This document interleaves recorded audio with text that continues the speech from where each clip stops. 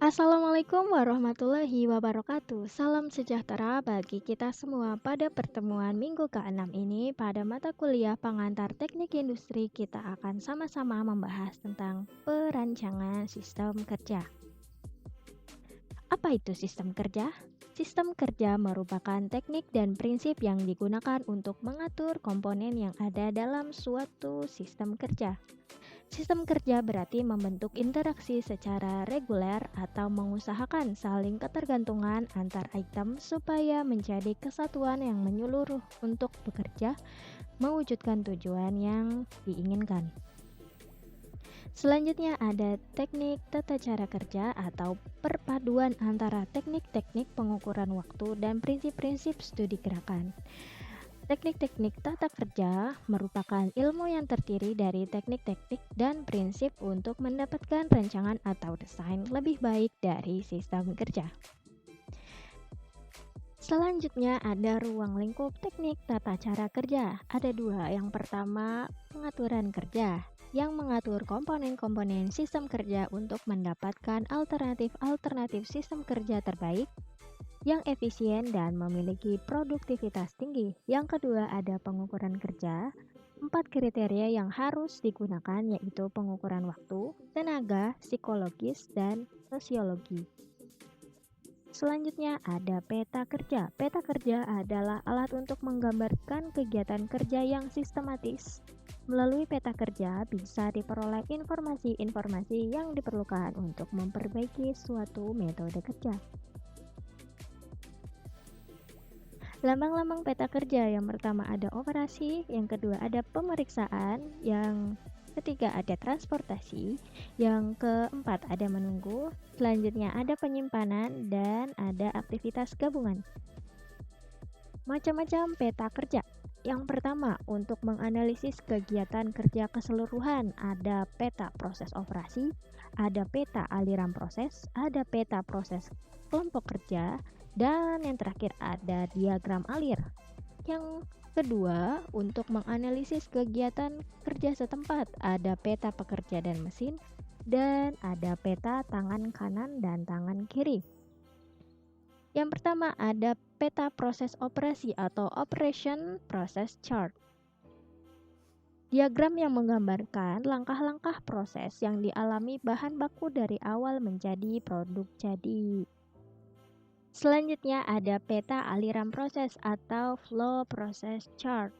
Diagram yang menunjukkan urutan-urutan dari proses operasi, pemeriksaan, transportasi, menunggu, dan penyimpanan selama suatu proses. Berguna untuk mengetahui aliran bahan, memberi informasi waktu penyelesaian, mengetahui jumlah kegiatan yang dialami bahan, sebagai alat perbaikan proses dan metode kerja, sebagai alat untuk mempermudah proses analisis ketidaksempurnaan pekerjaan. Selanjutnya ada peta proses kelompok kerja atau gang process chart.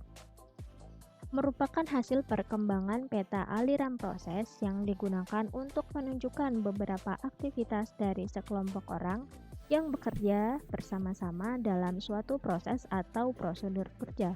Kegunaannya untuk meminimumkan waktu tunggu sehingga mengurangi ongkos produksi dan mempercepat waktu penyelesaian produksi. Selanjutnya ada diagram alir atau flow chart, merupakan gambaran menurut skala dari susunan lantai dan gedung yang menunjukkan lokasi dari semua aktivitas yang terjadi pada peta aliran proses. Kegunaan diagram alir adalah untuk memperjelas peta aliran proses dan menolong dalam perbaikan tata letak tempat kerja. Diagram alir akan menunjukkan tempat-tempat penyimpanan, stasiun pemeriksaan, dan tempat-tempat kerja yang dilaksanakan. Selanjutnya ada peta pekerja dan mesin atau man and machine chart. Merupakan grafik yang menggambarkan koordinasi antara waktu bekerja dan waktu menganggur dari kombinasi antara pekerja dan mesin. Gunanya untuk memperbaiki keseimbangan kerja antara pekerja dan mesin. Dan sebagai perbaikan keseimbangan kerja dapat dilakukan dengan merubah tata letak tempat kerja, mengatur kembali gerakan-gerakan kerja, merancang kembali sistem, mesin dan peralatan, serta menambah pekerja atau mesin. Selanjutnya ada peta tangan kiri dan tangan kanan atau left right hand chart. Merupakan suatu alat dari studi gerakan untuk menemukan gerakan-gerakan yang efisien, yaitu gerakan yang memang diperlukan untuk melaksanakan pekerjaan. Gunanya untuk menyeimbangkan gerakan kedua tangan dan mengurangi kelelahan, mengurangi atau menghilangkan gerakan yang tidak efisien dan tidak produktif, dan sebagai alat analisis tata letak stasiun, dan sebagai alat untuk melatih pekerja baru dengan cara kerja yang ideal. Selanjutnya ada studi gerakan. Studi gerakan adalah suatu studi tentang gerakan-gerakan yang dilakukan pekerja untuk menyelesaikan pekerjaannya agar diperoleh gerakan-gerakan standar yang efektif dan efisien. Studi gerakan memiliki dua macam, yaitu pertama ada visual motion study, yaitu pengamatan secara visual terhadap proses kerja, kemudian dibuat peta proses dan dilakukan analisis terhadap gerakan-gerakan kerja berdasarkan prinsip ekonomi gerakan. Selanjutnya ada micromotion study yang digunakan untuk pekerjaan yang berlangsung sangat cepat dan berulang-ulang. Analisis dilakukan lebih detail dan menggunakan peralatan khusus untuk merekam gerakan-gerakan kerja. Selanjutnya ada gerakan-gerakan dasar dari F.V. Gilbert atau biasa disebut dengan 17 gerakan Tarplix. Yang pertama ada mencari, kemudian memilih, memegang, menjangkau atau membawa tanpa beban, membawa dengan beban, memegang, melepas, mengarahkan awal, memeriksa, merakit, mengurai rakit, memakai, keterlambatan yang tak terhindarkan, keterlambatan yang dapat dihindarkan, merencana, dan istirahat untuk menghilangkan lelah. 17 gerakan Tarplix ini biasa digunakan dalam peta tangan kanan dan tangan kiri atau PTKTK ya, biasa kita sebut. Mari kita isi beberapa. Misalkan ambil tutup steker atau rakit yang pada di tangan kiri, berarti diambil. Atau bisa kita masukkan lambang grabs atau memegang. Memegangnya itu dalam mengambil ya. Selanjutnya, pegang dan arahkan pada tangan kiri, berarti pegang, memegang, hold, dan seterusnya. Ekonomi gerakan. Ekonomi gerakan merupakan salah satu metode perancangan kerja dengan cara melakukan proses analisis terhadap beberapa gerakan bagian badan dalam menyelesaikan pekerjaan.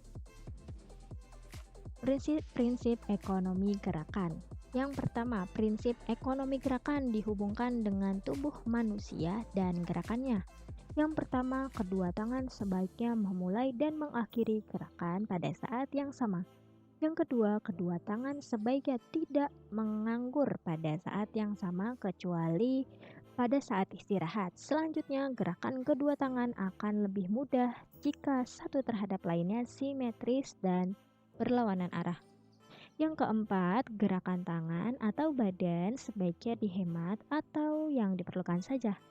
Yang kelima, pekerja sebaiknya dapat memanfaatkan momentum untuk membantu pekerjaannya. Yang keenam, gerakan yang patah-patah, banyak perubahan arah akan memperlambat gerakan tersebut. Selanjutnya, yang ketujuh, gerakan balistik akan cepat, menyenangkan, dan lebih daripada gerakan yang dikendalikan. Yang kedelapan, pekerjaan sebaiknya dirancang semudah-mudahnya serta irama kerjanya alamiah dan usahakan sedikit menggunakan gerakan mata. Prinsip ekonomi gerakan dihubungkan dengan tata letak tempat kerja. Yang pertama, peralatan dan bahan mempunyai tempat yang tetap. Karena kalau misalkan peralatan dan bahannya berantakan, maka akan sulit dan akan memperlambat proses tersebut. Yang kedua, bahan-bahan dan peralatan ditempatkan pada tempat yang mudah dan cepat dan enak dicapai. Yang ketiga, tempat penyimpanan bahan memanfaatkan prinsip gaya berat. Maksudnya gimana? Maksudnya eh, tempat penyimpanan bahan misalnya yang lebih berat itu ada ditaruh paling bawah dan ringan ke atas. Kenapa? Karena kalau misalkan yang berat di atas maka akan lebih susah atau mungkin bisa beresiko ntar jatuh atau seperti apa. Selanjutnya, mekanisme penyaluran objek dirancang dengan baik. Yang kelima, bahan-bahan dan peralatan ditempatkan sedemikian rupa sehingga gerakan-gerakan yang dilakukan dengan urutan terbaik. Yang keenam, tinggi tempat kerja dan kursi memungkinkan pekerja melakukan aktivitas dengan posisi berdiri atau duduk dengan nyaman. Selanjutnya, prinsip ekonomi gerakan dihubungkan dengan perancangan peralatan. Yang pertama, tangan terbebas dari semua pekerjaan jika penggunaan alat bantu atau alat yang digerakkan dengan kaki dapat ditingkatkan. Yang kedua, perancangan dirancang multiguna. Yang ketiga, peralatan dirancang mudah dalam memegang atau penyimpanan. Yang keempat, bila jari tangan melakukan gerakan sendiri-sendiri, beban yang didistribusikan pada jari harus sesuai dengan masing-masing jari. Yang kelima, roda tangan, palang, dan alat sejenis diatur agar badan dapat melayani dengan posisi yang baik dan tenaga yang minimum. Selanjutnya ada pengukuran kerja, ada pengukuran langsung dan tak langsung. Yang pengukuran langsung ada pengukuran menggunakan stopwatch.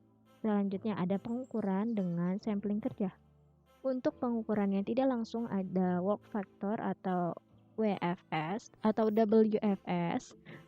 Yang kedua ada MTM, yang ketiga ada BMT, yang keempat ada MOS, metode MOS. Jadi metode-metode yang pengukuran tak langsung nanti kita akan pelajari pada mata kuliah ergonomi.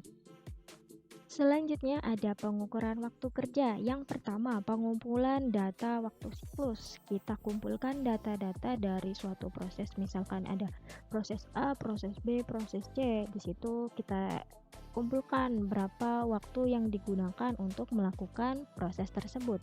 Kemudian dilakukan uji kecukupan data. Jika datanya tidak cukup, maka kita akan balik lagi ke pengumpulan data itu. Jika datanya cukup, maka akan dilanjutkan kepada uji keseragaman data. Jika datanya tidak seragam, maka akan kita buang datanya jika di luar kendali. Kemudian jika datanya sudah seragam, kita akan cari waktu rata-rata. Kemudian untuk menentukan waktu normal, maka akan ditambahkan faktor-faktor penyesuaian sehingga dibentuklah waktu normal. Kemudian dari waktu normal diberi suatu kelonggaran sehingga bisa membentuk waktu baku untuk sebagai pedoman waktu yang dibutuhkan dalam suatu proses yang efisien. Terima kasih, sekian dari saya. Wassalamualaikum warahmatullahi wabarakatuh.